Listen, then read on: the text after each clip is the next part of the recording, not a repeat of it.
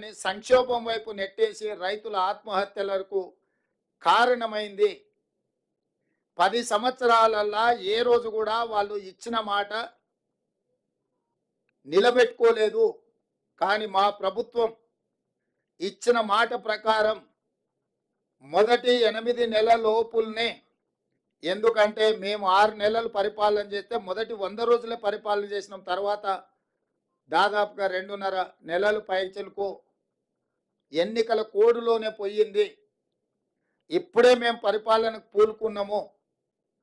అందుకే మేము ఇచ్చిన మాట ప్రకారం 2 లక్షల రూపాయల వరకు రైతులకు రుణమాఫీ చెయ్యాలని మా మంత్రివర్గ సహచరులం అందరం ఒక కమిట్మెంట్తోని, ఒక సామాజిక బాధ్యతతోని ఇచ్చిన మాటను నిలబెట్టుకోవడానికి ముందుకు వచ్చినాం. అందుకే మీ ముందు మేమందరం కూర్చొని ఏకతాటి మీద ఏక గొంతుకతో ఈ నిర్ణయం తీసుకొని మీ ముందు ప్రకటన చేస్తున్నాం. అదేవిధంగా రైతు భరోసాకు సంబంధించి చిలువలు పలువలుగా మాట్లాడుకుంటున్నారు. రకరకాల చర్చలు జరుగుతున్నాయి. అనర్హులకు ఇచ్చిందని ఒకరంటారు, నేషనల్ హైవేలో రోడ్లు వేసిన వాటికి ఇచ్చిందని ఇంకొకరంటారు, టాటాలకు బిర్లాలకు ఇచ్చిందని మరొకరంటారు, ఆగర్భ శ్రీమంతులు జూబ్లీహిల్స్లో నివసించే ఫామ్ హౌస్ ఓనర్లకు ఇచ్చిందని ఇంకొకరంటారు, గజ్వేల్లో చంద్రశేఖరరావు గారి ఫామ్ హౌస్ కూడా వారు రైతు భరోసా కింద నిధులు తీసుకున్నాడని మరొకరంటారు.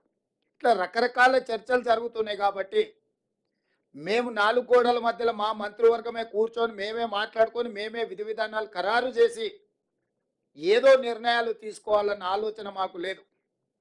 పారదర్శకంగా భాగస్వాములు అందరితో చర్చించి అందరి సూచనల మేరకు, సలహాల మేరకు రైతు భరోసా పథకాన్ని పారదర్శకంగా నిస్సహాయులకు సహాయం అందించాలని, ప్రభుత్వం యొక్క సంక్షేమము సామాన్యులకు చేరవేయాలని, ఏ ఒక్కరికి కూడా అన్యాయం జరగకుండా ప్రతి వాడికి ప్రభుత్వం యొక్క సంక్షేమ పథకం చేరాలి అని, రైతు భరోసా నిధులు ఖాతాలో పడాలన్న ఆలోచనతోని మా మంత్రివర్గము స్టేక్ హోల్డర్స్ అందరితో చర్చించడానికి ఒక నివేదికను తయారు చేయడానికి మంత్రివర్గ ఉపసంఘాన్ని నియమించినము.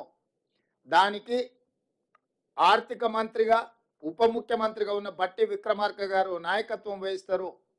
వారితో పాటు వ్యవసాయ శాఖ మంత్రి తుమ్మల నాగేశ్వరరావు గారు, అదేవిధంగా మా ఎలక్షన్ మేనిఫెస్టో కమిటీ చైర్మన్, ఎందుకంటే ఎన్నికల్లో మేము ఇచ్చిన హామీలు వివిధ జిల్లాలు, వివిధ ప్రాంతాలలో పర్యటించి ప్రజల యొక్క సూచనలు, సలహాలు పరిగణలోకి తీసుకొని ఎన్నికల మేనిఫెస్టోని తయారు చేసిన సహచర మంత్రివర్యులో శ్రీధర్ బాబు గారిని, అదేవిధంగా రెవెన్యూ శాఖ మంత్రి పొంగులేటి శ్రీనివాసరెడ్డి గారిని కమిటీలో సభ్యులుగా చేర్చడం జరిగింది. ఈరోజు రైతు భరోసా విధి విధానాలను ఖరారు చేయడానికి రైతు సంఘాలను, రైతు కూలీ సంఘాలను, రాజకీయ పార్టీలను, వివిధ వర్గాల నుంచి సలహాలు, సూచనలు తీసుకొని విధి విధానాలు ఖరారు చేసి పారదర్శకంగా ప్రజలకు వివరించే విధానపరమైన నిర్ణయం తీసుకోవడానికి రైతు భరోసా కోసము మంత్రివర్గ ఉపసంఘాన్ని నియమించినము. బట్టి విక్రమార్క గారు, తుమ్మల నాగేశ్వరరావు గారు, శ్రీధర్ బాబు గారు, పొంగులేటి శ్రీనివాసరెడ్డి గారు అందరితో చర్చించి జూలై 15 తారీఖు లోపల ప్రభుత్వానికి నివేదికను అందించడం జరుగుతుంది. ఆ నివేదికను రాబోయే బడ్జెట్ సమావేశాలలో శాసనసభలో ప్రవేశపెట్టి అందరు శాసనసభ్యుల యొక్క అభిప్రాయం తీసుకొని భవిష్యత్ కార్యాచరణను, రైతు భరోసా విధి విధానాలను నిర్ధారించి ఆ నియమ నిబంధనల మేరకు అర్హులైన ప్రతి ఒక్కరికి రైతు భరోసా పథకాన్ని అమలు చేయాలని మా మంత్రివర్గం నిర్ణయం తీసుకున్నది. ఈ విషయాలు కూడా మీ ద్వారా రాష్ట్ర రైతాంగానికి మేము చెప్పదలుచుకున్నాము. మా ప్రభుత్వం జవాబుదారీతనంగా పనిచేయాలనుకుంటుంది. పారదర్శకంగా ప్రజల ముందు మా విధి విధానాలను పెట్టి ముందుకు నడవాలనుకుంటున్నాము. ఇక 3వ అంశం, వివిధ పత్రికలల్లో, టీవీలల్లో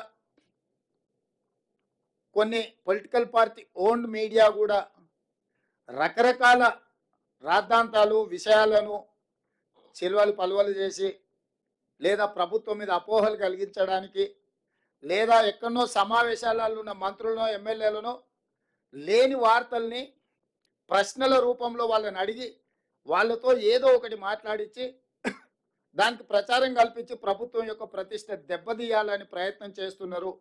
అందుకు గాను మంత్రివర్గ నిర్ణయాలు కానీ ప్రభుత్వ పరిపాలనకు సంబంధించిన అంశాలను మీడియా మిత్రులకు బ్రీఫింగ్ చేయడానికి మంత్రివర్గం నుంచి ఇద్దరు అధికార ప్రతినిధులుగా ఇద్దరు మంత్రులను నియమిస్తున్నాము. దానికి శ్రీధర్ బాబు గారు మిత్రుడు, పొంగులేటి శ్రీనివాసరెడ్డి గారు బాధ్యత తీసుకుంటారు. మీడియా మిత్రులకు నా సూచన, మీకు ఎలాంటి ప్రభుత్వానికి సంబంధించిన అంశాలు కావచ్చు, వివరాలు కావచ్చు, అపోహలు కావచ్చు, మీకు సమాచారం కావాలంటే దానికి సంబంధించి శ్రీధర్ బాబు గారు, పొంగులేటి శ్రీనివాసరెడ్డి గారు ఎప్పుడు మీడియా మిత్రులకు అందుబాటులో ఉంటారు. వారిద్దరిచ్చే సమాచారమే అధికారిక సమాచారము. మీరు ఏది పడితే అది, ఎట్లా పడితే అట్లా ఊహించుకోవడానికి కానీ, ఖాయించుకోవడానికి కానీ, రాయించుకోవడానికి కానీ, చూయించుకోవడానికి కానీ అవకాశం లేకుండా పకడ్బందీగా ప్రభుత్వం ఈ నిర్ణయం తీసుకున్నది.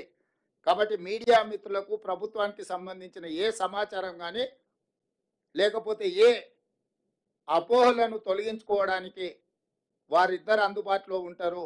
మా ప్రభుత్వం పక్షాన పరిపాలనకు సంబంధించి మీకు ఏ వివరణ కావాలన్నా ఇద్దరు మంత్రులు అందుబాటులో ఉంటారు. కాబట్టి ఇక నుంచి మీకు ఏదైనా సమాచారం అవసరమైతే ఆ ఇద్దరు మంత్రులను సంప్రదించాల్సిందిగా మీడియా మిత్రులకు నేను తెలియజేస్తున్నాను.